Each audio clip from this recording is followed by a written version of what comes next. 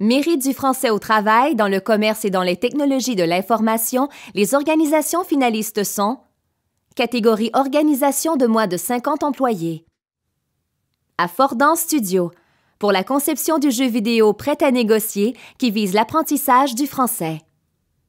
La boîte à génie, pour la mise en ligne de matériel pédagogique adapté à une clientèle qui présente un handicap ou des difficultés d'adaptation ou d'apprentissage. Les éditions Liberté des mots, pour la publication de 3 contes fantastiques pour enfants qui mettent en valeur la culture francophone gaspésienne.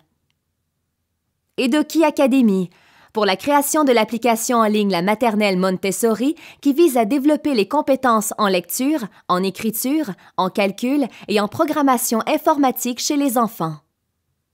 Le Festival international de la chanson de Granby, pour la tenue d'activités de promotion de la chanson d'expression française auprès des artistes émergents, des jeunes, ainsi que des professionnels de l'industrie de la musique.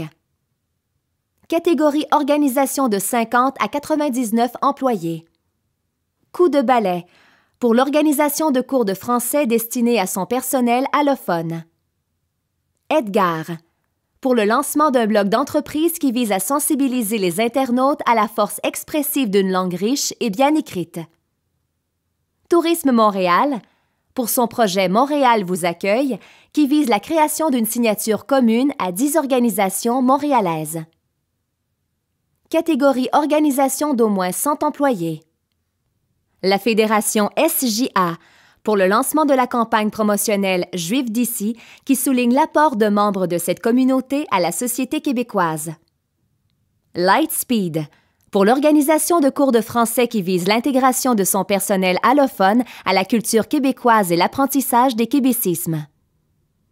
McDonald, Detwiller et Associés, pour l'implantation du système Infor-LN qui encadre les processus d'affaires en gestion de projets en ingénierie, en finance, ainsi qu'en distribution et en fabrication de satellites.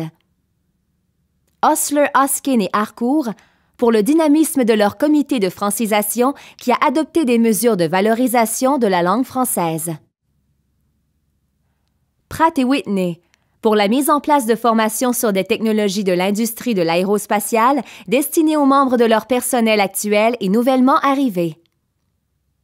Raymond James, pour la création et la diffusion de documentation qui porte sur les stratégies de placement financier, la planification financière de la retraite et la francisation de ces technologies de l'information. Régulvar, pour la mise en ligne du site web de sa filiale Elcon. TELUS, pour la mise en place d'un programme de perfectionnement du français à l'écrit qui est destiné aux agentes et aux agents du centre d'appel de TELUS affectés au clavardage avec la clientèle. Ubisoft, pour la tenue de cours de français dans l'entreprise destinés à tous les membres de son personnel. Catégorie organisme de l'administration.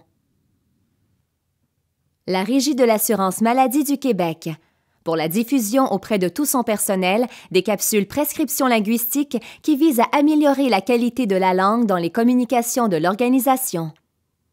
La Ville de Gatineau, pour l'organisation d'activités de francisation destinées à la population immigrante de son territoire. Catégorie établissement d'enseignement. Le Cégep de Rivière-du-Loup, pour la conception d'affiches humoristiques qui illustrent des difficultés de la langue française. L'École nationale d'aérotechnique, pour l'enseignement en français du logiciel CATIA aux étudiantes et aux étudiants en génie aérospatial. L'École secondaire Honoré-Mercier, pour l'organisation d'activités de célébration du français auprès de l'ensemble des élèves. L'Université Laval, pour l'organisation des ateliers Rêver en français qui visent la découverte de la culture québécoise et le développement des aptitudes à la conversation des étudiantes et des étudiants allophones et anglophones des cycles supérieurs. L'Université de Montréal, pour le lancement de la campagne de promotion de la langue française Le français, c'est dans l'ADN de l'U2M.